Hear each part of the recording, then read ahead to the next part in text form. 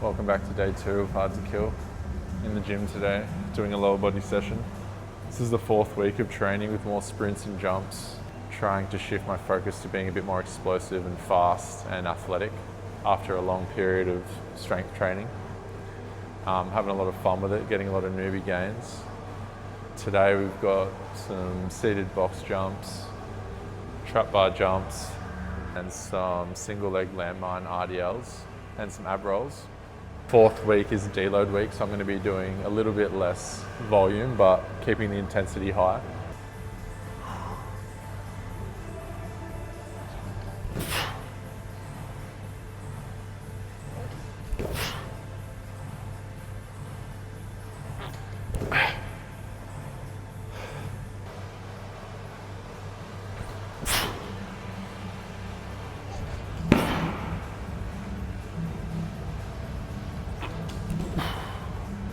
I don't always deload every 4 weeks, and I haven't actually really for a while now, but because I'm doing 4 days in the gym, 2 days out on the track, I'm wary of the amount of volume and intensity, especially to my legs that aren't used to taking these kind of forces. Trying to be cautious and conservative and think of the long-term picture. I've tried deloading a bunch of different ways, reducing the intensity, taking a week off, reducing volume. And for me, I feel the best when I just reduce the volume by about 50% or more and keep the intensity high. So the loads that I'm using are going to be as heavy as my peak week, or if anything, I will try to peak intensity on my deload week. I find this just has better carryover for me into the next block, as I feel the nervous system still feels tuned in and sharp. I find if I have a week off, sometimes I can just feel a bit flat the next week, and it almost takes another week to get back into things. But something that I'm playing around with and I'll keep an eye on over the next, few blocks.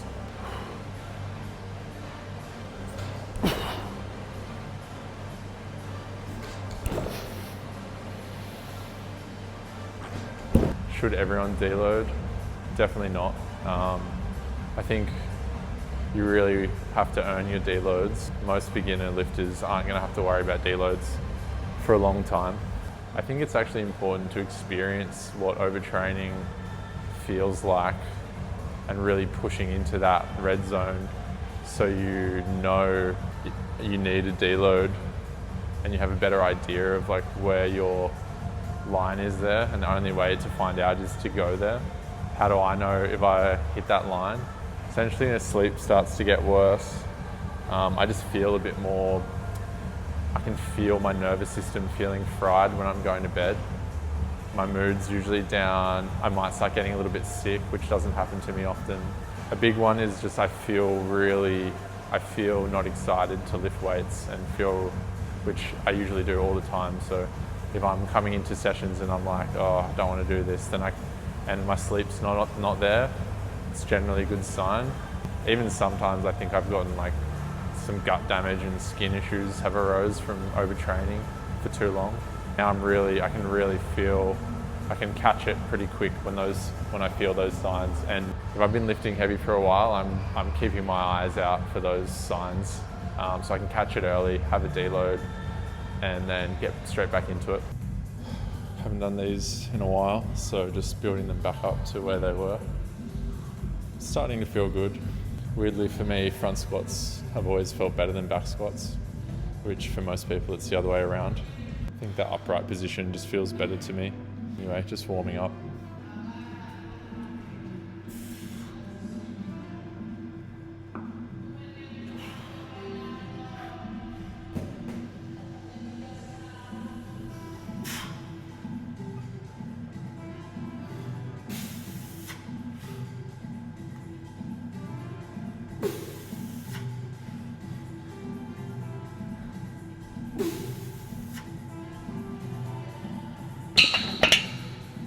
Just warming up for a top set of 5. Then I'll do a couple back off sets, but just keeping the volume low today. Trying not to build up too much fatigue. Treat this as a bit of a deload. In general, I try to keep my warm-ups as concise as possible. I don't want to waste too much time on it. Usually I'm just going to use the lift, whatever the main lift I'm doing that day, I'm just going to warm up with a lighter weight and build my way up to my working weight. If something feels a little off or I have a little niggle, I might address that, like maybe my knees feel a bit stiff or my elbow or something, and I'll just get a bit of a pump and get some blood into that area, but for the most part I try to keep it as short as possible.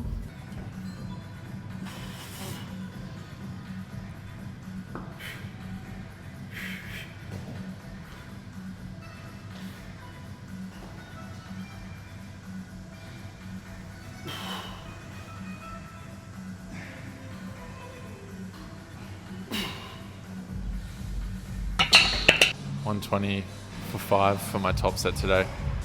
Nothing too crazy, just trying to build these back up comfortably and not overexert too early in this program. Hopefully can make this challenging but comfortable. And then my next block I'm going to be going into sets of 3, so start pushing the load a bit more. So just treating this as a foundational phase, just to build a bit of work capacity and help me peak.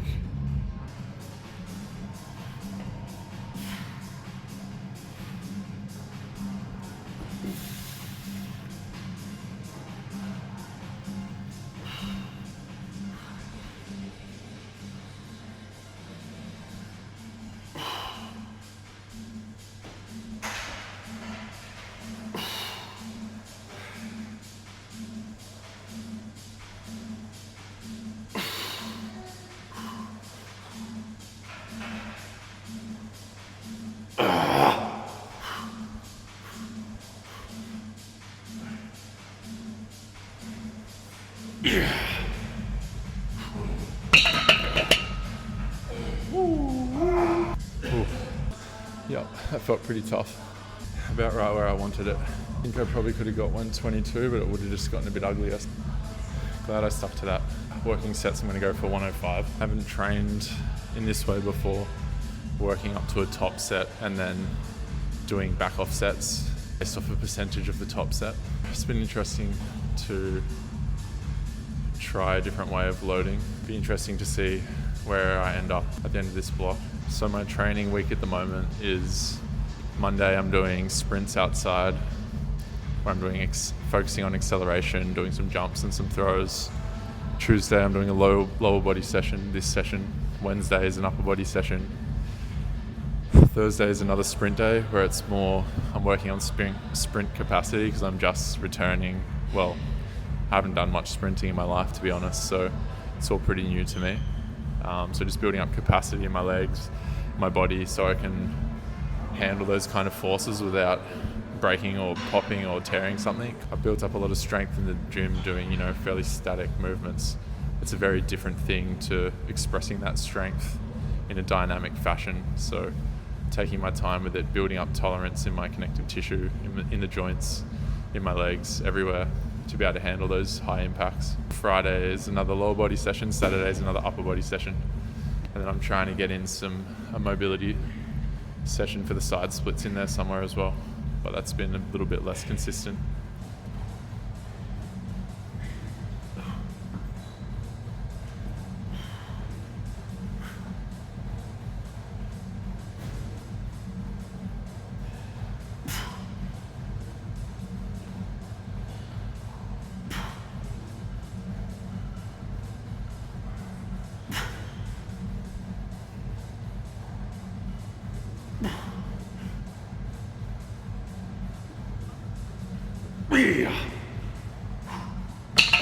Question I get asked a lot is how to juggle running, sprinting, MMA, other sports and activities with weightlifting in the gym. There are a few ways you can try to go about it. What I find is if you try to get better at everything you want to do at the same time, you don't really see much progress, or it's extremely slow and unsatisfying. And oftentimes because of that, it leads to you trying to train harder to see more progress, which generally I find leads to under-recovering and overtraining. And I used to do this myself. What I've found to be most effective is you have to pick a priority, and it doesn't have to stay the priority forever, but picking something that you're gonna focus on improving, and then the other things that you enjoy, the other qualities that you want to maintain, just go into maintenance mode. This works really well because maintenance takes a lot less energy and time than you would think. It's a lot easier to maintain your strength and your muscle than it is to gain it. And same with your speed or your cardio fitness. If you're playing a sport or doing something competitive, then the way I would approach this is figure out what your weakness is and then focus on bringing that up, and then review that every however many weeks, and then reprioritize whatever the next weakness is. And you're constantly just bringing your weaknesses up, you're going to perform better and better over time.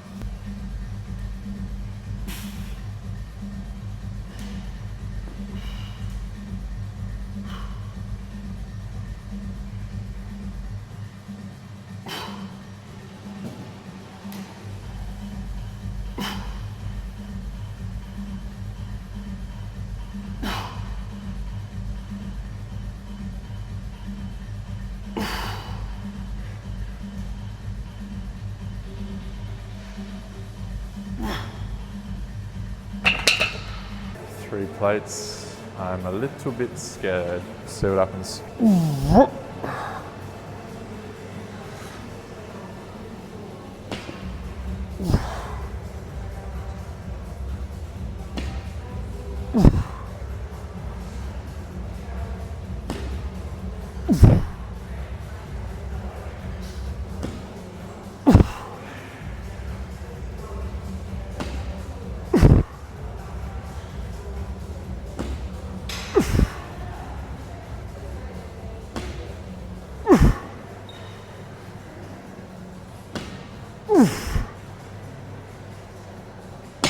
That's pretty heavy.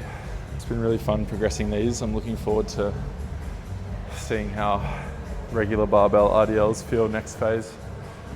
Keen to push those pretty hard.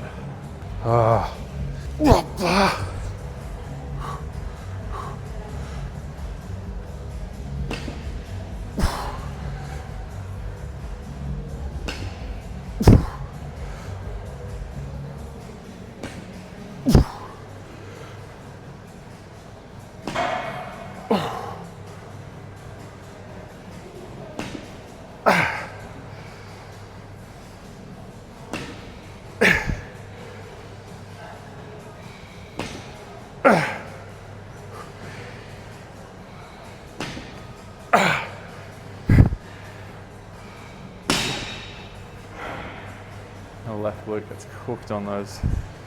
Man, just 2 sets of this today. It's more than enough with this load for me right now.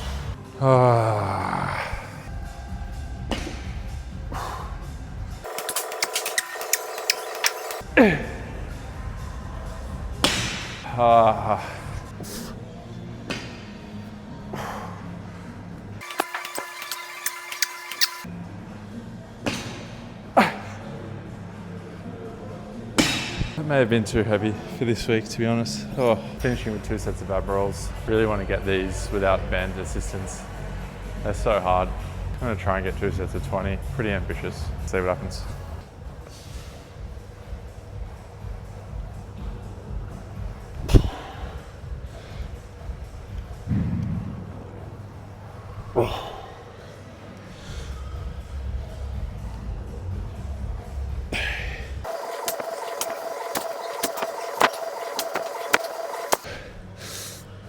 Yeah.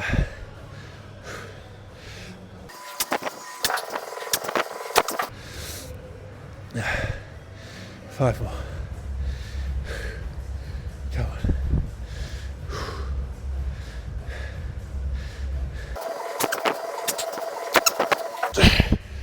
Wow.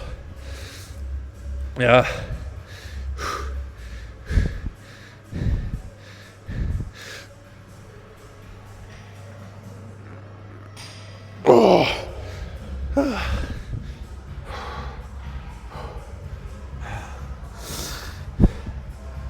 Oh man, that was something. I mean, they're still so hard, but 20 reps, that's an improvement. I think I started this phase struggling to get 8, so it's big. If I can get it for another set, that'll be good. Just gonna do some Peterson step-ups as an active recovery, unweighted. Just to give my knees some love. All this jumping and sprinting. 3,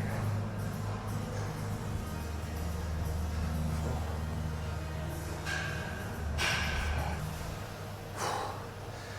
They were pretty ugly, but really just using them as a way to get some blood flow into my knees. I always feel better after doing those. I recommend trying them from a lower height if you have knee issues or they ever feel a bit junky.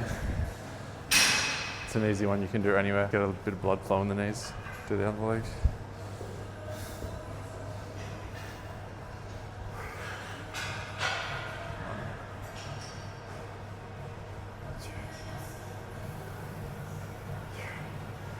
This variation, I want my heel to come up and balance on the ball of my feet, which makes it pretty challenging. Trying to keep my torso as upright as possible. And just lightly touch the heel on the ground, not rest on the ground.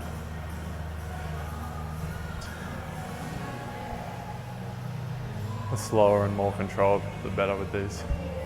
I'm getting a bit of a trigger point here, which is something I can get when I'm doing a lot of jumping and sprinting, a lot of impact. This is where I tend to get tight.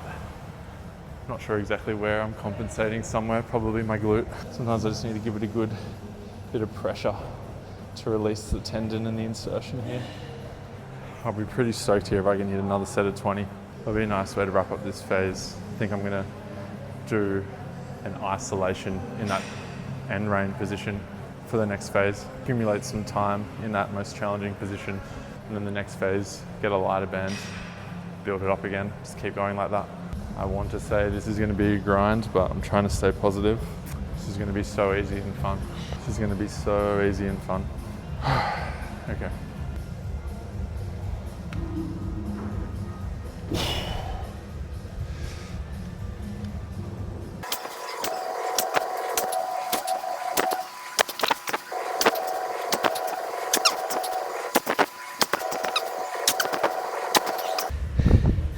Five more, come on. Oh, come on.